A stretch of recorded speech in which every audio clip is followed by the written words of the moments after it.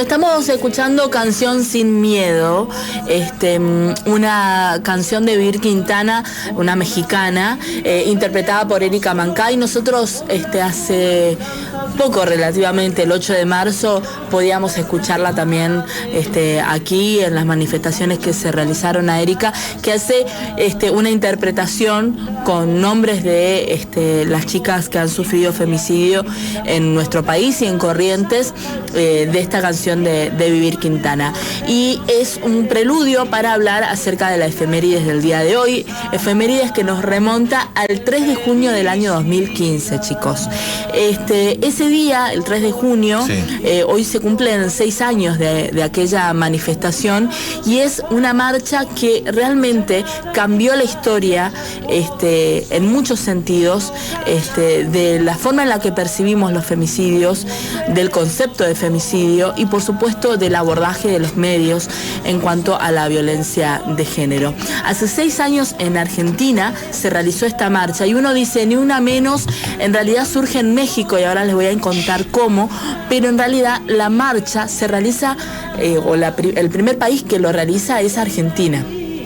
Y de ahí en más se empezó a desplegar por toda Latinoamérica, llegó a Europa e incluso a Estados Unidos. Así que de alguna manera en esto fuimos precursoras, las mujeres que estuvieron movilizándose en esa fecha, las organizaciones, que lejos de cualquier tipo de signo político, se congregaron un 3 de junio del año 2015 en Buenos Aires. Fue en inmediaciones del Congreso de la Nación, sí. Hubieron 300.000 personas allí, y acá en Corrientes lo que se realizó fue una marcha que se convocó en Plaza Cabral, marchando por toda la peatonal Junín hasta llegar a la Plaza Juan de Vera.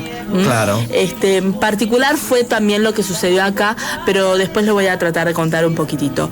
¿Cuál fue el disparador inicial de ese 3 de junio del año 2015? Un poco para situarnos y ponernos en contexto de qué es lo que estaba sucediendo en ese entonces. Ya se empezaba a hablar acerca de la violencia estructural, del rol de los medios, del rol del Estado, pero hubo un hecho, un acontecimiento, chicos, que fue el disparador para que en Twitter, en una red social, la periodista Marcela Ojeda diga: tenemos que hacer algo. Y de allí en más se reunieron en la Casa del Encuentro, se reunieron en distintos lugares y empezaron a organizar esta convocatoria del 3 de junio. El femicidio de Kiara Páez en Rufino, Santa Fe, sucedió el 10 de mayo del año 2015. Kiara tenía solo 14 años, chicos, y falleció en manos de su novio en un femicidio que realmente produjo el hartazgo de la opinión pública, claro. No solo porque estamos hablando de una joven que estaba embarazada, sino también porque su cadáver fue localizado en el patio de la casa de su novio, Manuel Mancilla, de 16 años. Y se comprobó después de la investigación que Manuel Mancilla la enterró con la ayuda de su familia. No solamente ocurrió este hecho macabro, no solamente se convirtió en un femicida, sino que además la familia, entre comillas, apañó esta situación y enterraron a Kiara en el patio de su casa. Ese hecho, esa situación, ese gran femicidio de Kiara es lo que hizo explotar las redes sociales, y explotó en principio, como les decía, con este Twitter de Marcela Ojeda, que es una periodista, pero también con distintos colectivos de mujeres que empezaron a despertar y a decir: nos tenemos que organizar, tenemos que hablar de este tema. Y empezó a cuestionarse lo que les decía anteriormente, que tiene que ver con la violencia estructural. Esto es que a la mujer se la condena por el solo hecho de ser mujer, claro. El rol de los medios en esta condena social, cómo los medios califican y cuentan los femicidios.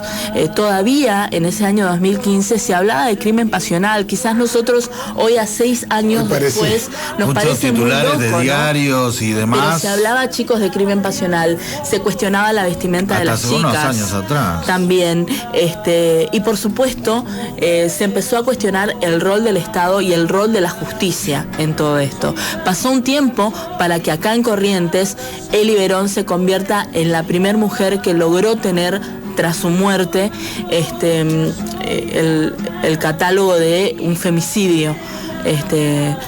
Y todo esto fue después de esta marcha Ni Una Menos, así que me parece importante encontrarle un sentido y entender que si bien los encuentros nacionales de mujeres estaban realizándose desde los años 80, si bien la Casa del Encuentro venía trabajando y es la primera organización que comenzó a realizar registros de muertes de mujeres en lo que se llamaban, lo que decíamos recién, crímenes pasionales o crímenes domésticos, también esa es otra calificación. ¿Dónde surge el término Ni Una Menos, chicos? A ver. Surge en México, en la ciudad de Juárez, y allí también surge el concepto de feminicidio. En México se le llama feminicidio. Y aquí femicidio, pero estamos hablando de crímenes a mujeres que se producen de manera sistemática por la acción del hombre, por el solo hecho de ser mujer. Susana Castillo es una poeta mexicana que desde el año 1995 pronunció por primera vez la palabra Ni Una Menos. Fue asesinada Susana en el año 2012 por el crimen organizado en un país como México, que sabemos es uno de los países con más registros de muertes y con más registros de femicidios y de violencia de género que hay en el mundo. Las marchas se continuaron realizando. Y después del Ni Una Menos vino el Vivas nos queremos, si tocan a una nos tocan a todas, y todas estas frases que llevaron a que una y otra vez se realice o se realicen estas marchas y se vaya construyendo el lema. Después de esto, el 19 de octubre del año 2016, fíjense que estamos hablando del año 2015, está marcha Ni Una Menos. Y quiero darles estas dos fechas para que se tome noción y que entendamos un poco todos lo grande que fue esta marcha y todo lo que provocó después. El Me Too surge después del Ni Una Menos. Hay mujeres que comenzaron a contar sus historias a modo de desahogo, sin importar el tiempo, comenzaron a denunciar a sus abusadores a través de las redes sociales.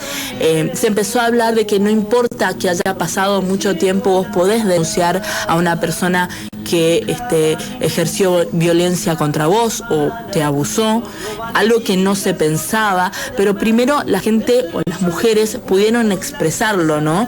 Pudieron transformar ese miedo y ese no decir en poder hacer y luego denunciar. Y todo ese proceso se dio gracias a esta fecha. 19 de octubre, les decía, del año 2016, se realiza el primer paro de mujeres del país. Paro de tareas remuneradas y no remuneradas. En este caso, la causa, otra muerte. La muerte de Lucía Pérez en La Plata. Y el 8 de marzo del año 2017 se empezó a generar el famoso paro de mujeres en el mundo. Fíjense, todo esto teniendo en cuenta el Ni Una Menos de ese año 2015. Cambió totalmente el concepto del Día de la Mujer, cambió el concepto masivo de los asesinatos de mujeres. Y hoy por hoy decimos, no es pasional, no es doméstico, es violencia, es femicidio, es muerte. Nosotros nos vamos a un pequeño corte. Sí, vamos a un cortecito y ya continuamos. Ya volvemos.